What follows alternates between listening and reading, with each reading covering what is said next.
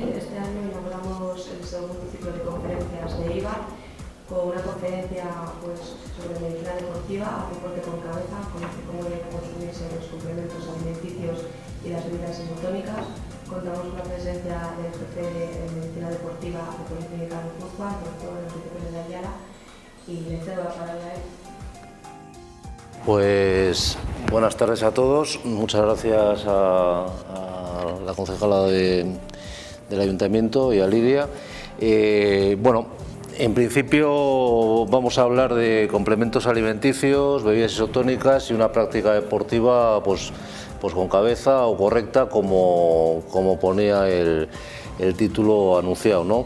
Voy a hacer un repaso un poquito general de este tema y explicar un poco lo que hacemos en el servicio de medicina deportiva, o con qué técnicas o con qué tipo de exploraciones podemos ayudar al deportista a planificar correctamente su entrenamiento, su alimentación y conseguir un resultado que sea bueno para él. Muchas veces que vemos a un deportista, pues lo primero que te dice cuando se sienta ahí en la silla enfrente tuyo, te dice, no, que yo no soy de alto nivel. Digo, no, si es que precisamente lo que queremos ver es gente como tú. Queremos ver los de alto nivel, los de medio nivel y los del nivel que sea. Realmente saca más partido el que sale a correr pues 2 veces por semana y el domingo un poquito, saca más partido de cualquier ayuda, de comprarse unas zapatillas buenas, de hacer una alimentación correcta, de usar unas técnicas de entrenamiento adecuadas o tener unos conocimientos sobre sus niveles de frecuencia cardíaca, que el que ya está compitiendo para un nivel internacional o olímpico, porque ese ya lo tiene muy trillado. Entonces, quizás ese lo único que tiene que hacer es mantenerse. El otro puede mejorar bastante y muchas veces pues sus objetivos los suele realizar, los suele cumplir y es una fuente de autosatisfacción, de satisfacción para él y de mejora de su autoestima, ¿no? Bien, hay varios tipos de objetivos deportivos: deporte lúdico, deporte competición y deporte salud. Deporte lúdico, su finalidad es el esparcimiento, la recreación. El deporte de competición, su finalidad es obtener el máximo rendimiento, y el deporte salud, su finalidad es mantener o mejorar o recuperar la salud. El deporte es un medio poderoso para rehabilitación de muchas lesiones deportivas y de muchos estados en los que la salud pues está afectada. ¿Soy sedentario? ¿Es sedentaria una persona? Se puede considerar activo el que realiza un ejercicio superior a 30 minutos 3 veces por semana. Ese concepto es un poco anticuado. Quizás el 50% mejor sería hacer 5 veces por semana. Por referirnos a una población, que, lo que digo yo, el 50% de la población de 18 años es sedentaria. Y la gente que se apunta a un gimnasio o a un polideportivo, pues por ejemplo en Donosti, pues es alrededor de un 15%, que no es mucha. Luego está la gente que sale a correr o sale en bici, pero realmente de una forma regulada no hay mucha gente. A la gente le gusta mucho el deporte, pero quizás es interesante hacerlo de una forma controlada, regulada, con algún asesoramiento y con unos medios técnicos que solo disponen muchas veces los polideportivos o los gimnasios. ¿Qué objetivos son interesantes? Pues los objetivos en toda práctica deportiva es la mejora de la resistencia cardiorrespiratoria, mejora de la fuerza y mejora de la flexibilidad. Hay que combinar un poquito los tres para mejorar la salud. En una prevención deportiva, lo interesante sería fijarnos en el aparato cardiovascular, el aparato locomotor, hacer una alimentación adecuada y buscar un ejercicio que se adapte a nuestra estructura corporal, a nuestros gustos. hay una interacción entre todo. O sea, quiere decir que no vale solo decir, bueno, yo voy a correr para mejorar mi capacidad cardiovascular, no. Tienes que tener una integridad cardiovascular, respiratoria, metabólica y del aparato locomotor. El aparato locomotor, pues, por supuesto, todos nos damos cuenta que es importante, pero tiene que haber, no tiene que haber lesiones, o las lesiones se tienen que tratar e intentar curarlas. ¿Por qué hay que hacer una evaluación cardiovascular? Si el riesgo es elevado, si el paciente tiene factores de riesgo, hay que hacer una prueba de esfuerzo. Si no se hace una prueba de esfuerzo, yo la verdad no recomiendo hacer una intensidad alta, más bien se recomienda una intensidad baja a la espera de poder invertir un poquito esta tendencia. Bueno, lo que os decía, que hay una interacción entre diferentes sistemas, entre el sistema ventilatorio, entre el corazón, el músculo, las mitocondrias, que las tenemos aquí, eso verde que está allí, esa fabriquita verde, y el transporte que se realiza a través de la hemoglobina, que es el que transporta el oxígeno.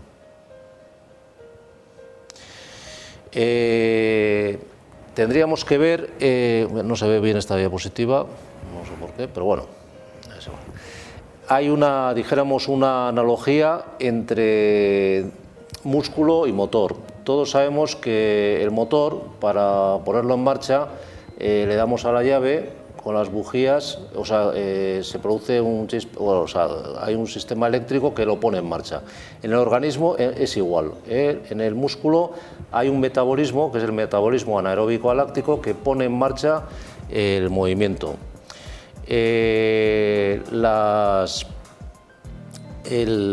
motor pues realiza un movimiento, mueve las ruedas. En el músculo se mueven las piernas. Hay un sistema de refrigeración en el motor. En el músculo también hay un sistema de refrigeración. Ese sistema de refrigeración pues hay que cuidarlo, hay que hidratarse, y el sudor, dijéramos, nos da un índice de si estamos perdiendo o no perdiendo líquido. En el motor pues lo veríamos en el nivel que vemos en el cuadro de mandos, ¿no? Bueno, ¿qué hacemos cuando hacemos una valoración de un deportista? Pues lo que hacemos es una evaluación de su metabolismo energético. Le situamos en una cinta de esfuerzo, en una bicicleta, en un remo, y hacemos una determinación del consumo de oxígeno y los umbrales. Bien. Luego comentaré un poquito. La resistencia, pues ¿qué es la resistencia? Pues es un ejercicio en el que se pone en marcha grupos musculares importantes, por ejemplo puede ser el remo, puede ser la cinta, y el organismo pone en marcha casi todos los músculos. Hay varios tipos de... ¿Tenemos algún puntero? No, vale, es igual.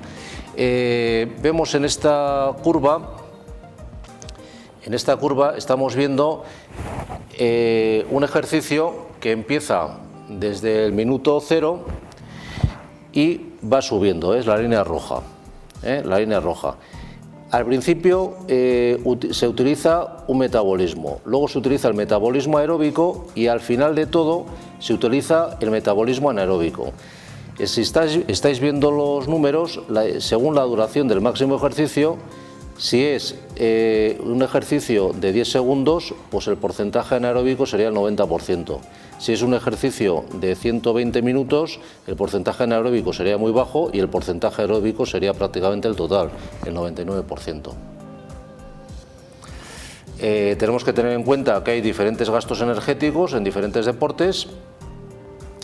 Uno de los deportes que más, dijéramos, que más consume energía, que más precisa energía, es la carrera, o el esquí nórdico. Bien, el ciclismo también precisa bastante energía, pero para precisar una energía muy alta o gastar una energía muy alta, que en el fondo es lo mismo, pues habría que ir a unas velocidades muy altas, cosa que está al alcance de poca gente. Pero en la carrera sí que es verdad que hay gente que sí anda, por ejemplo, a 16 km/h, 14, 15, es muy habitual. Bien, la intensidad del ejercicio pues la podemos considerar, si es baja, pues un 50% de la frecuencia cardíaca máxima, media de un 50 a un 70, alta superior a un 70. Cuando tenemos que tener un factor muy importante, que es en el ejercicio físico, que es el control de nuestro propio peso, pero eso lo vamos a ver un poquito más adelante. Bueno, hemos visto antes cuáles son las cualidades físicas que tenemos que trabajar: la resistencia, fuerza, flexibilidad. Y cuando nosotros aconsejamos a un deportista, o incluso un deportista se autoevalúa y quiere hacer un plan de entrenamiento, lo que tiene que responder es a este tipo de preguntas, ¿no? ¿Qué tipo de ejercicio voy a hacer? ¿Cuánto tiempo voy a emplear? ¿Qué intensidad voy a desarrollar? ¿Y qué frecuencia de sesiones a la semana voy a realizar? O sea que esto siempre lo tenemos que tener en cuenta. Venga o no venga a nuestra consulta, o venga o no venga a un entrenador, a quien sea, el tipo, el tiempo, la intensidad y la frecuencia. Bien, hay diferentes tipos de ejercicio, unos trabajan una cualidad, otros otra. Podemos trabajar la fuerza máxima, podemos trabajar la fuerza-velocidad, un ejemplo sería pues, el portero, pues el levantamiento de pesas, el sprint corto.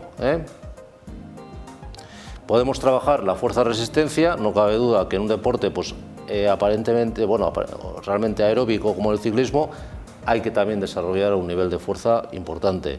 Y concretamente en el triatlón, pues hay que hacer 3 modalidades y en las 3 un nivel de fuerza mínimo es indispensable. Bien, para determinar qué nivel de fuerza tenemos que hacer, pues hay que hacer un pequeño test y hay que conocer la resistencia máxima que tenemos haciendo ciertos tipos de ejercicios de fuerza. Los ejercicios de fuerza hay que tener en cuenta que en casos de hipertensión arterial, que es un tema, una enfermedad o una alteración que va a afectar a prácticamente el 50% de la población en un momento dado de su vida, pues hay que tenerlo en cuenta, ¿no? Y hay que tener cuidado.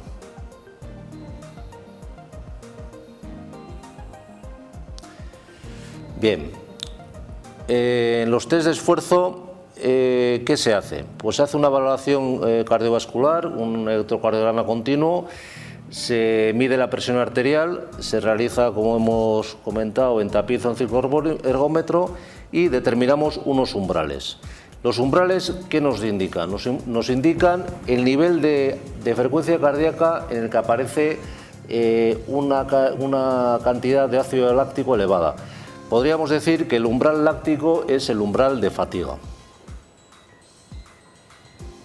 Volvemos a ver el esquema de antes. Tenemos la ventilación pulmonar. A través de la ventilación pulmonar, la hemoglobina lleva el oxígeno a los músculos, y el corazón es el que, dijéramos, mueve la sangre. Deporte aeróbico, pues, triatlón clásico.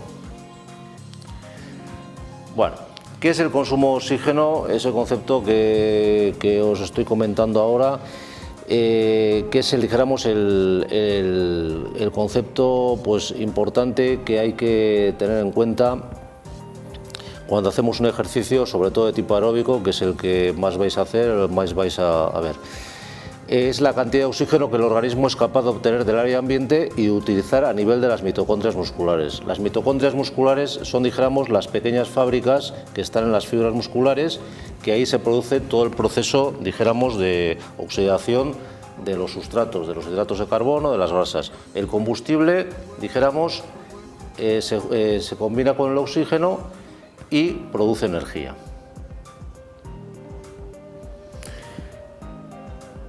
Bien, se han establecido los consumos de oxígeno, los niveles de resistencia para campeones y para niveles intermedios. ¿De qué depende? Pues depende de la herencia, de gente que tiene mucha resistencia o grandes campeones, normalmente sus hijos también.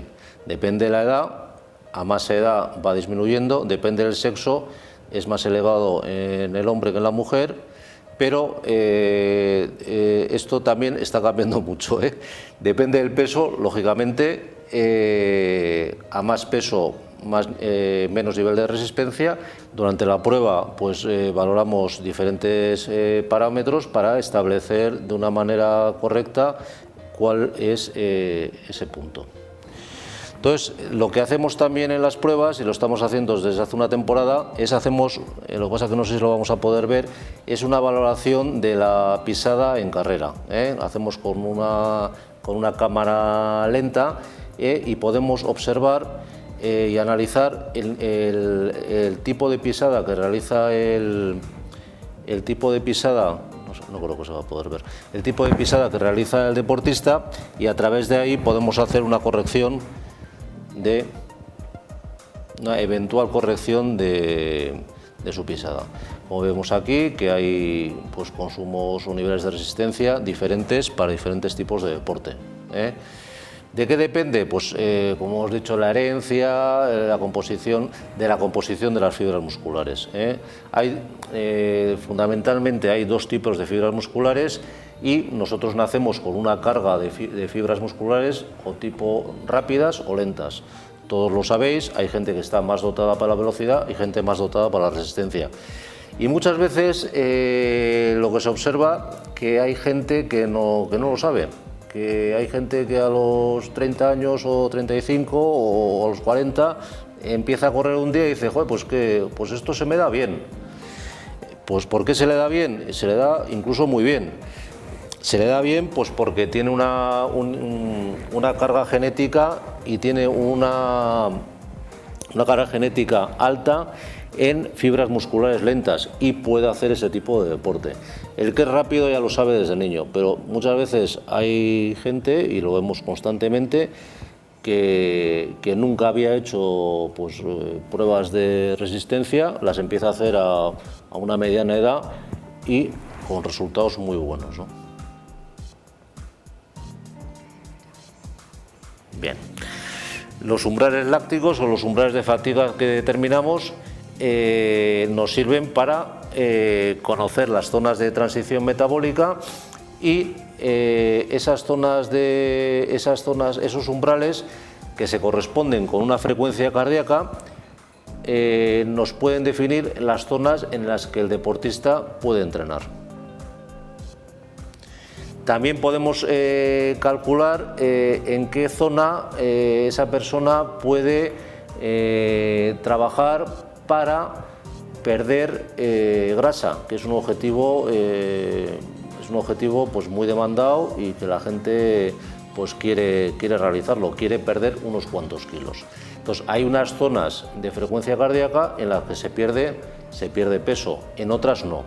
Y esas zonas de frecuencia cardíaca las podemos determinar, No se trata de ir ni a muy baja intensidad ni a muy alta. A cierta intensidad podemos determinar qué nivel de frecuencia cardíaca tiene que tener esa persona para perder grasa, ¿no? Bueno, ahora vamos a hablar un poquito de un tema nutricional, que era uno de los puntos de la charla. Para establecer lo que debe comer una persona o se le aconseja realizar en su ingesta diaria o haciendo deporte, primero lo que tenemos que saber es la estructura de la persona. Tenemos que realizar una antropometría. Es una compilación de medidas, medimos pliegues, medimos circunferencias. Realmente el ser humano ha ido evolucionando desde una posición cuadrúpeda a una posición de pie, pero claro, a una posición de pie, pero es que ahora se está agachando otra vez, se está agachando, y empiezan a aparecer problemas musculares importantes, aquí lo vemos. Bueno, esto es una revista que compré una vez, porque la compré por el título, porque yo realmente no sé alemán. Y vemos también lo que está pasando, se está agachando y está engordando. ¿Qué combustibles utilizamos para el ejercicio físico? Pues fundamentalmente de tres tipos. son lo que analizamos en la alimentación. La glucosa, los ácidos grasos y los aminoácidos que componen las proteínas. En la valoración dietética, ¿qué tenemos que ver? La organización de las comidas, pues lo que come el deportista o el paciente. ¿De qué depende que nuestro organismo utilice más grasa o glucosa o glucógeno como combustible? Pues depende fundamentalmente de la intensidad de ejercicio. Lo que os comentaba antes, a ciertas intensidades de ejercicio se utiliza más la glucosa, que forma parte de los hidratos de carbono, y a otras intensidades se utiliza más la grasa.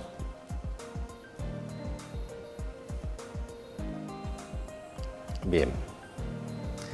Otros factores que influyen en la distribución de reservas en el organismo, pues la condición física y el sexo.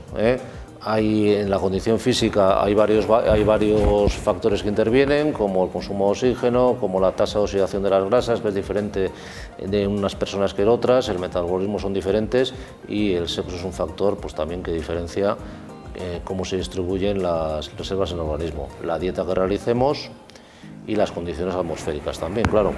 En tiempo de calor pues las reservas van variando, ¿no?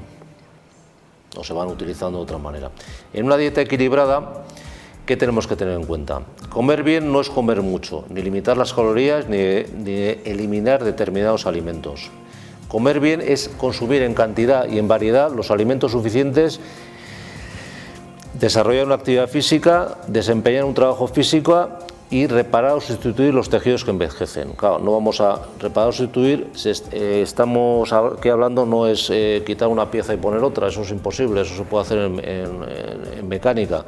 Lo que tenemos que hacer es, a través de la alimentación y el ejercicio físico, vamos a conseguir que nuestros músculos, que nuestros tejidos estén en una situación más óptima. Bueno, esto seguramente lo habéis visto alguna vez, en la pirámide nutricional. De todos modos, os comento que esta charla va a estar en la página web de Policlínica, va a estar en Facebook, o sea que luego vais a poderlo ver tranquilamente. Bien, la dieta equilibrada, pues hemos visto que habría que hacer una composición corporal adecuada, tenemos que evaluar el gasto energético y a partir del gasto energético de la persona hacemos una valoración dietética.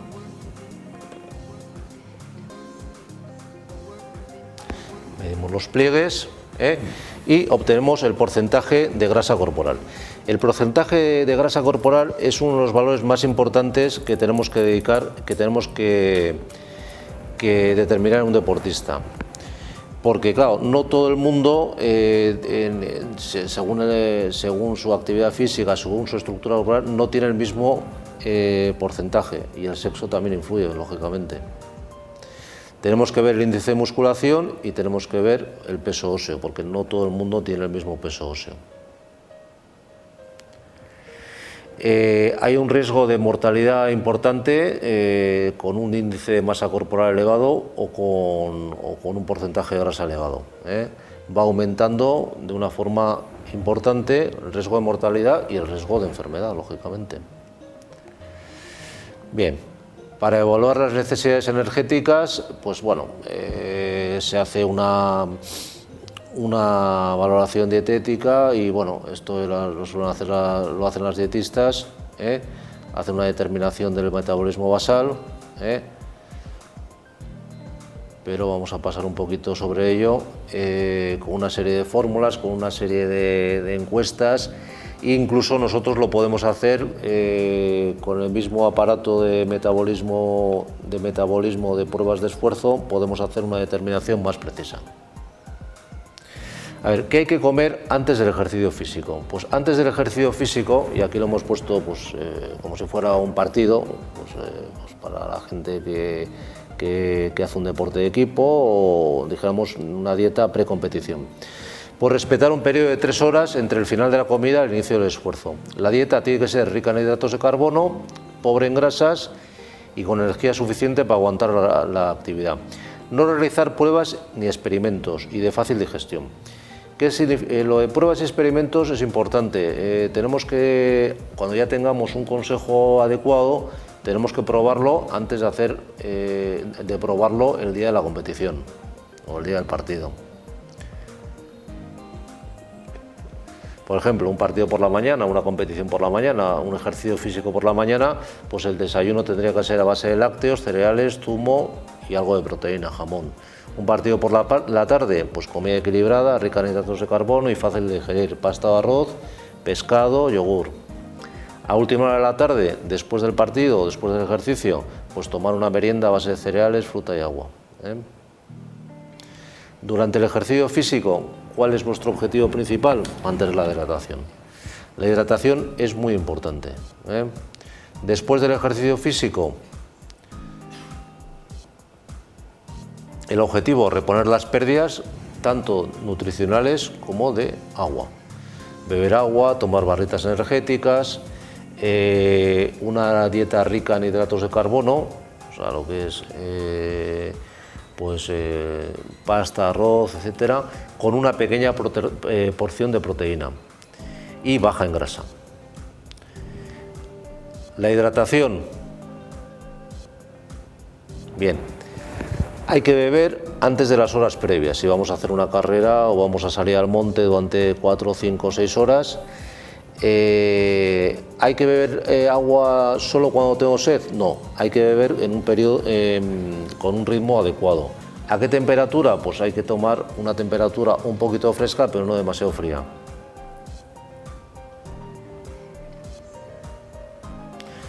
En resumen, hay que beber en intervalos regulares, no solo cuando aparezca la sed, tomar líquidos antes, durante y después del ejercicio, y si aparece la sed es que el proceso de deshidratación ya ha comenzado.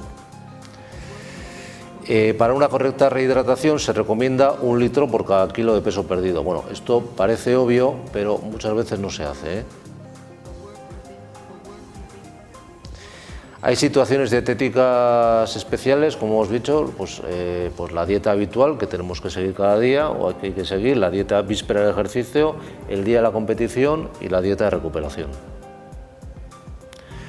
La víspera, pues aumentar los glúcidos de absorción lenta, pan, pasta, arroz, pizza, etcétera. Durante el ejercicio, pues el desayuno, lo que hemos visto 3 horas antes, algo de proteínas, pan, fruta.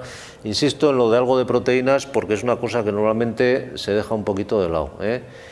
Y la comida, pues 4 horas, si es comida porque hacemos el ejercicio a la tarde, pues 4 horas antes.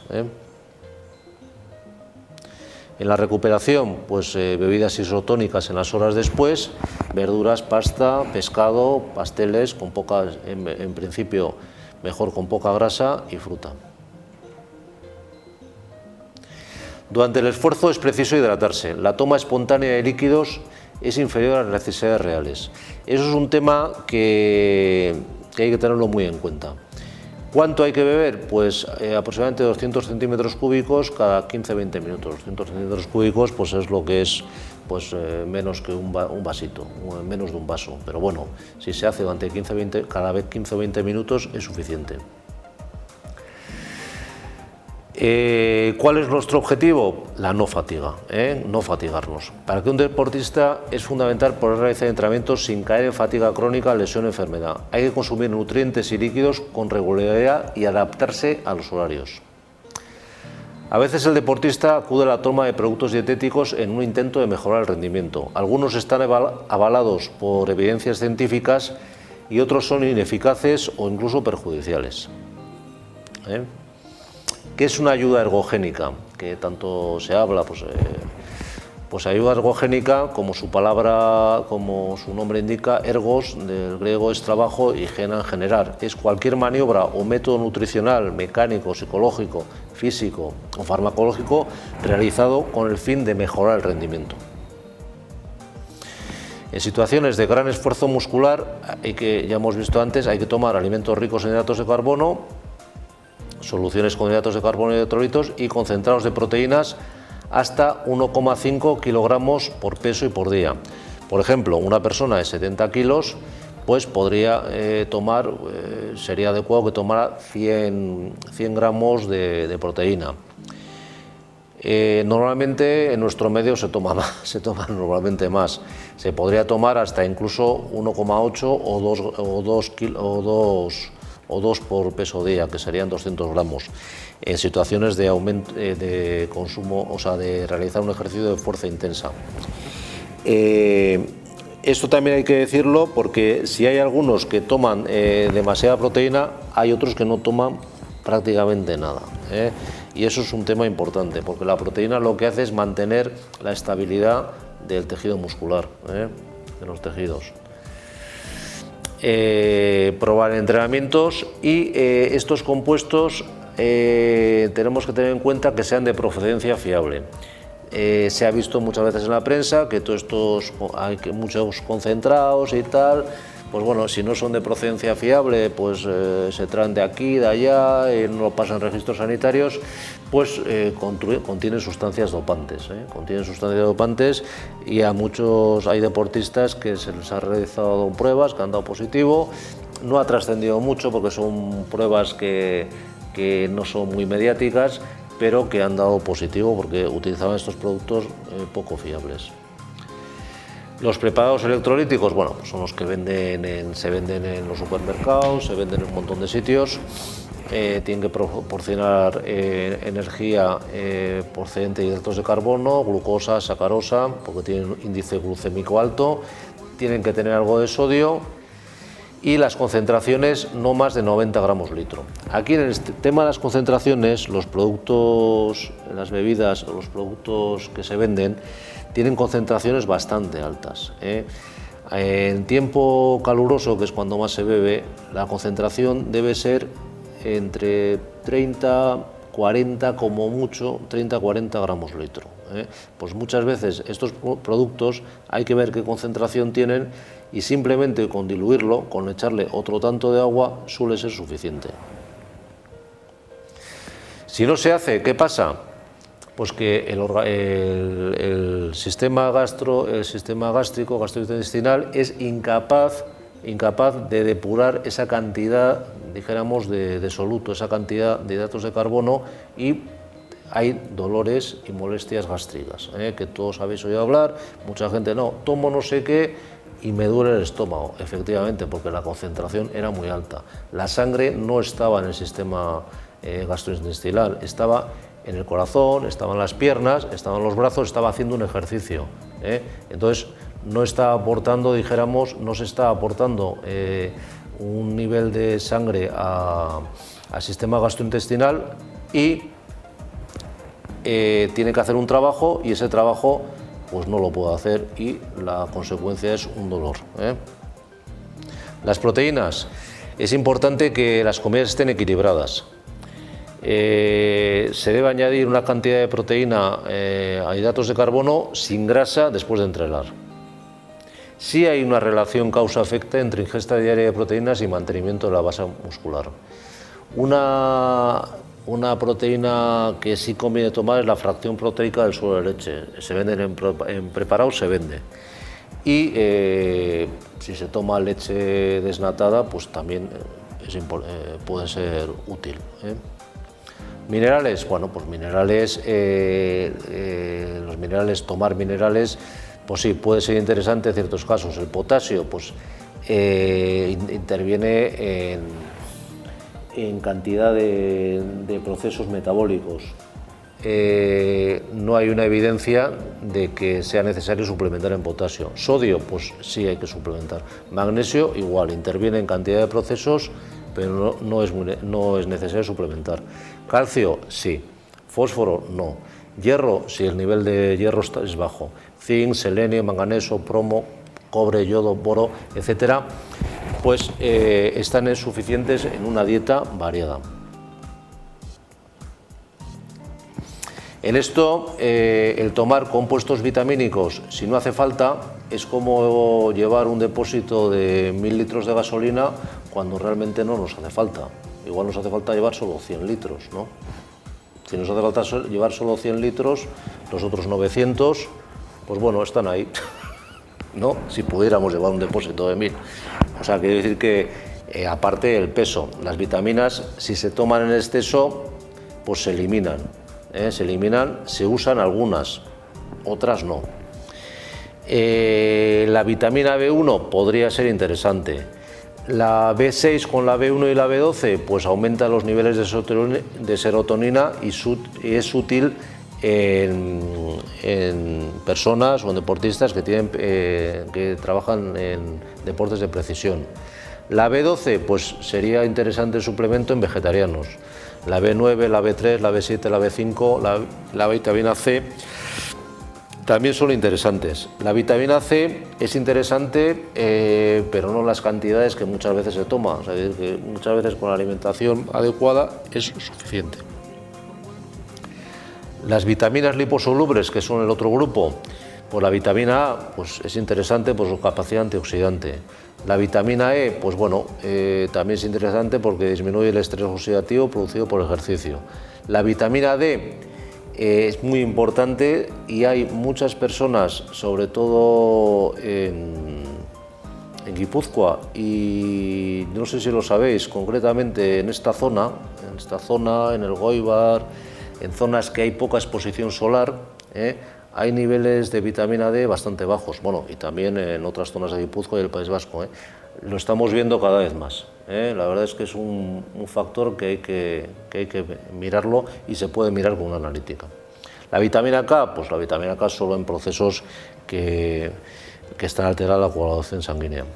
La creatina, bueno, la creatina se ha hablado mucho sobre ello. Entonces, la suplementación solo está indicada en acciones de elevada intensidad y de corta duración, o sea, acciones que duran de 2 segundos a 30 segundos. Los protocolos ya están muy estandarizados, hay unas guías, tienen que estar bien pensados, pero no es interesante tomarlo en otro tipo de ejercicios, en ejercicios muy cortos. ¿Quién podría tomarlos? ¿Qué sería interesante? Pues los levantadores de pesas, los que hacen carreras de 80 a 100 metros, máximo 200, no mucha gente. La carnitina, pues yo no sé si alguno en los años 80 pues leía los periódicos, parecía que iba a ser la panacea la carnitina para todo. ¿Por qué? Porque la carnitina es una molécula que interviene en el transporte de ácidos grasos al interior de la mitocondria, pero no es necesario, no hay estudios que demuestren que aumentan el consumo de oxígeno. O sea, no por mucho transportador que le demos al organismo va a haber mejora del consumo de oxígeno. La cafeína, pues sí, la cafeína estimula el sistema nervioso central, aumenta la movilización de ácidos grasos, hay más utilización de grasas, hay una secreción de beta-endorfinas que disminuyen el dolor, mejora la función neuromuscular, mejora la respuesta termorreguladora, y las mejorías hay que tomar entre 200 y 300 miligramos. Un café, pues claro, depende de la cantidad, lo cargado que esté o cómo lo preparemos, pero normalmente tiene entre 100 y 160 miligramos. O sea que con 2 cafés sería suficiente para producir ciertas mejoras. La dosis dopante, pues la dosis dopante es un método cuantitativo de doping, estaría en 12 microgramos por litro, superior a 4, superior a 5, depende también de cómo cargado esté. Normalmente se puede tomar café, o si se quiere tener una estimulación importante, pues en algunos momentos pues existen pastillas de cafeína y que proporcionan cafeína, lógicamente, pero con café, si no sienta mal, o con té, que tiene una cantidad menor que el café, se puede conseguir. Los antioxidantes, pues los antioxidantes son unas moléculas que retrasan la oxidación de otras moléculas, disminuyen radicales libres y, pues ¿cuáles son? Pues la coenzima Q10, carotenoides, ácido lipoico. Bueno, en algunos casos puede estar indicado. Los probióticos, pues están en los yogures, los lactobacilos, son microorganismos vivos que tras su ingesta se potencia la inmunidad celular. Ginseng, hay estudios contradictorios. Sí parece que mejoran algo la resistencia aeróbica, pero están contraindicados en la hipertensión arterial y cuando hay un exceso de ansiedad. Hay otra serie de productos que en la osteoartritis que se desarrolla con la edad, se desarrollan contropatías, entonces hay estos productos que se recetan muy habitualmente, que están incluso en el catálogo de la Seguridad Social, son interesantes en la disminución del dolor condral y la mejora de la movilidad. El sulfato de glucosamina, pues claro, es interesante porque es el sustrato de la biosíntesis de los proteoglucanos del cartílago. El ácido hialurónico, pues también es un componente de la matriz extracelular del cartílago y está elevado en el líquido sinovial. Se administra por vía inyectable. Bueno, aquí os he puesto una serie como resumen de recomendaciones generales. ¿Qué habría que hacer? Es un poquito de resumen general. Pues dieta adecuada, dieta equilibrada, horarios de toma de comidas, hidratos de carbono antes, durante y después del ejercicio, si este es superior a 1 hora. Para reponer glucógeno hay que tomar una cantidad de hidratos de carbono de 6 a 10 gramos por kilo día. Reponer hidratos de carbono 4 horas posteriores al ejercicio intenso, durante 4 horas. Beber fijándose en la pérdida de sudor y la coloración de la orina. Controlar el peso antes y después, muy importante. Todo el mundo tiene una báscula en casa, pesarse antes y después, porque es un índice importante de si ha habido una deshidratación. Al finalizar el ejercicio, la bebida debe contener sodio, potasio, hidratos de carbono y algo de proteínas. Las proteínas, ya lo hemos comentado antes, se pueden situar entre 1,2 y 1,8 gramos kilo día, o sea que una persona de 70 kilos pues tendría que tomar entre 100 y 150 gramos de proteína. Hay que tomar proteínas que tengan poca grasa. La fracción proteica del suero de leche es anabólica, o sea que sí que produce un aumento de la masa muscular. Hay que tomar suplementos en dietas que no aportan los micronutrientes, o sea, las vitaminas y los minerales adecuados, sino con una dieta variada sería suficiente. Bueno, todo lo que hemos comentado, esto como lo vais a poder, si lo queréis repasar o queréis ver, lo vais a tener en la página web, en Facebook. Y aquí os pongo unos grados de evidencia de una serie de alimentos que lo podréis ver, lo vamos a ver en un momentito, pero que es grado A, grado B y grado C. Grado A, ¿qué significa? Que hay múltiples ensayos clínicos aleatorizados, o sea que ensayos clínicos que se han hecho con un protocolo científico. Grado B, pues que se ha hecho un único ensayo clínico que ha obtenido resultados, pero con un único ensayo clínico, pues bueno, las evidencias pueden ser menores. Y el grado C, pues es un consenso de opinión de expertos que opinan que tal producto pues puede ser útil. Bueno, aquí hay toda una serie de alimentos, una serie de productos, una serie de sustancias, pues que hay grado A, unos C, otros B, esto ya lo hemos comentado antes y bueno, lo podéis ver y podéis, dijéramos, tener una información, un conocimiento de lo que realmente hay de una manera científica, porque claro, una cosa es lo que diga puede decir la propaganda o lo que diga fulanito, menganito, pero esto ya son ensayos clínicos, científicos y gente que ha desarrollado trabajos durante mucho tiempo y que no tiene ningún interés ni a favor ni en contra. Bueno, pues muchas gracias a todos y bueno, gracias por vuestra atención y estoy a vuestra disposición para lo que queréis. ¿Alguien tiene alguna pregunta? Yo tengo una duda. Dime. Más o menos, cuando la gente va a hacer pruebas de esfuerzo y así, normalmente están trabajando por debajo o por encima de su capacidad de rendimiento. ¿Por debajo o por encima? Pues mira, por encima es muy difícil porque decir que hay un nivel de frecuencia cardíaca máxima que cada individuo tiene y que normalmente no lo sobrepasa. Lo que sí, muchas veces no están trabajando adecuadamente. Y vemos muchos casos, por ejemplo, un caso que vemos muy habitual últimamente, el spinning. El spinning se trabaja a un nivel de frecuencia cardíaca muy alto, pero se trabaja a un nivel de frecuencia cardíaca muy alto, pero no sabemos a esa frecuencia cardíaca lo que está pasando. Si el umbral anaeróbico, estamos por encima del umbral anaeróbico o estamos por debajo. Igual estamos trabajando todo el rato por encima del umbral anaeróbico y no estamos mejorando el rendimiento. Hay gente también, como tú me preguntabas, que puede estar muy por debajo de su capacidad real de esfuerzo. Entonces a esa persona hay que aconsejarle, si ella quiere, porque muchas veces pues quiere hacer otras cosas, quiere ir al monte con otro grupo, o quiere ir más rápido, o quiere hacer la Beovia o tal carrera más rápido, pues bueno, se le aconseja que realice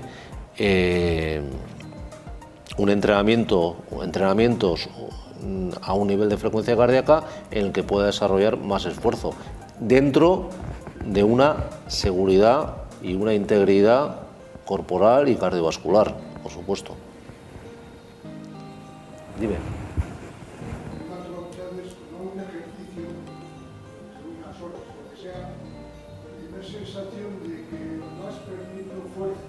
Sí.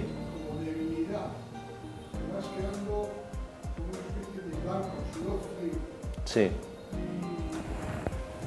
la de necesitarte, lo he evitado mucho cuando me. Claro, es que lo que me estás contando es un caso claro de deshidratación previa. Efectivamente, y lo has arreglado tomando un producto, una solución glucoelectrolítrica de este tipo, que te aporta agua y te aporta hidratos de carbono, o sea, ya una solución pensada, comercialmente está bien, puedes tomarla tal como viene o incluso un poquito diluida. O sea, quizás lo que tendrías que plantearte es, si corres todos los días, pues hacer un desayuno adecuado.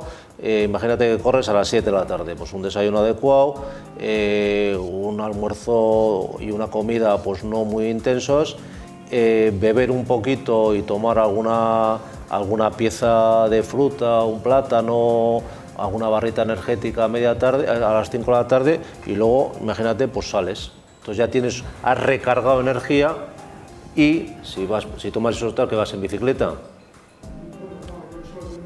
Monte, bueno, pues si vas en monte, sí, sí, Estabas bien, vas remando más bien y de pronto sientes que el estómago se va en una especie de mareo y es un bajón en 2 minutos, sí. Un bajón espectacular, de los que no pueden ni. Bueno, lo que me estás comentando es la clásica, lo que se llama pájara. Es una pájara que los ciclistas lo tienen muy experimentado, y les pasa a los profesionales. Les pasa a los profesionales. Están encima de ellos, lo saben de sobra. ¿Por qué? A veces se les olvida. Y les pasa a los montañeros que están muy al tanto, que tienen mucha experiencia, también les pasa. Entonces, pues esto que parece, a veces que todo esto que hemos comentado, que parece obvio, pues bueno, hay que hacerlo y tal, pues muchas veces se olvida. Y es importante la preparación previa y llevar líquido, agua, y llevar alguna solución, o llevar fruta, o llevar geles que hay hoy en día, que tienen glúceos de absorción muy rápida. Llevar algo que nos dé energía cuando incluso lo hayamos hecho mal, no hayamos hecho una preparación adecuada a nivel alimenticio, incluso cuando lo hayamos hecho mal, podamos tomar algo que nos dé energía rápidamente. Todo esto, por supuesto, en ausencia de alteración o enfermedad, claro, porque quiero decir que pues hay que hacer también un estudio y hay que ver qué pasa, ¿no? Si hay un problema cardiovascular, o simplemente también hay que hacer una analítica, que no tengas algún problema, que la persona pues no tenga un problema de diabetes, etcétera, porque también la diabetes es una enfermedad que golpea pues al 50% de las personas, y cada vez más a partir de cierta edad, y claro, pues hay que regular bien la ingesta, ¿no? De todos modos, hoy en día hay pocas sorpresas, ¿no? Porque la gente sí que realiza, tanto en las empresas como en la seguridad social o en consultas, en clínicas, pues se realizan analíticas, ¿no? ¿La deshidratación tiene efectos en dolores musculares? Sí, claro, sí. La rodilla, los músculos... Por supuesto que sí. La deshidratación donde golpea más es en el músculo. El músculo es preciso que tenga líquido. Entonces, la deshidratación golpea a todos los niveles. De hecho, muchas muertes súbitas que ocurren en carreras son producidas por deshidrataciones. Gente que se le ha olvidado beber, concretamente yo creo que fue este año, no, el anterior, en la Beovia, en la carrera de la Beovia, pues hubo cientos de casos de... Sí, este año no, el anterior Beovia. Cientos de casos de deshidrataciones, gente que tuvo que ir a la UBI. Y estos problemas, este problema, pues se mantiene durante varios días, hay dolores musculares y se mantiene hasta que el músculo no está hidratado otra vez. Hidratado y con los nutrientes que tenía antes de empezar, claro. Por eso hay que beber en las horas siguientes, como os he puesto ahí en algún esquema, en las horas siguientes después del ejercicio. Y reponer las pérdidas de sustrato, ¿no? De combustible. Una pregunta más. En una carrera de fondo, Sí. ¿cada cuánto tiempo, cada cuántos kilómetros habría que meter glucosa? Bueno, kilómetros depende de la velocidad que vayas, pero igual es mejor mirar en el tiempo, pues cada 15-20 minutos. Cada 15 o 20 minutos hacer una pequeña reposición. ¿De glucosa? De agua con algo, pues, con una solución, como ha dicho tu compañero. 15 o 20 minutos o cada 5 kilómetros. O cada 5 kilómetros o más tienes habituallamiento. Bien, eso depende a qué velocidad vayas. Bien, 5 kilómetros puede estar bien, sí, puede estar bien. Pueden ser 20, 30 minutos, bien. ¿La glucosa entonces? La glucosa en ese momento. La glucosa ya es una cuestión que normalmente en las carreras no se da. Se da solo agua.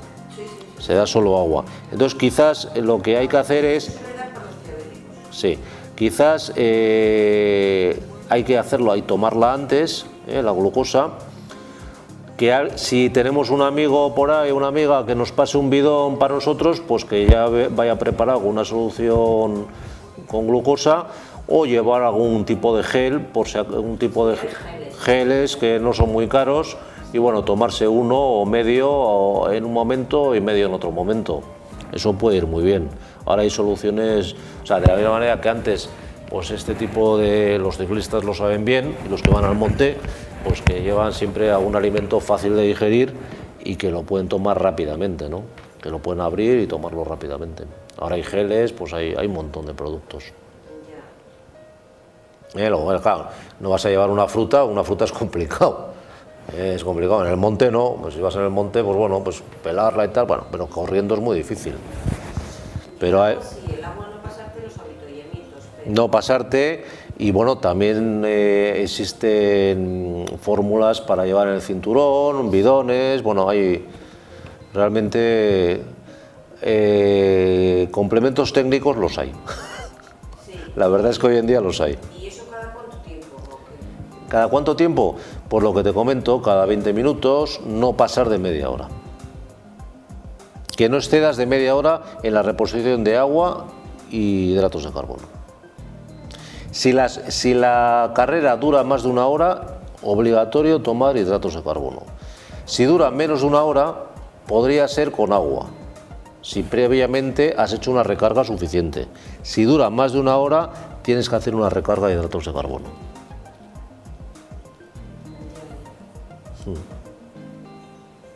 Sí, sí. ¿Alguna pregunta más? Bueno, pues muchas gracias por venir. Vale, gracias.